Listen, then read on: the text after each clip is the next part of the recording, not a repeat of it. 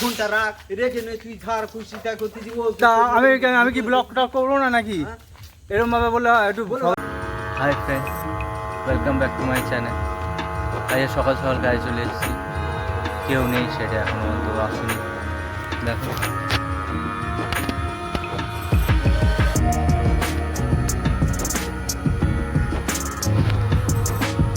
এই বসে আছি এখন, সবাই আছে। দিনগুলো সেরকম কেটে যায়। বেলাতে আমি মামার বাড়িতে মানুষ। A few moments later.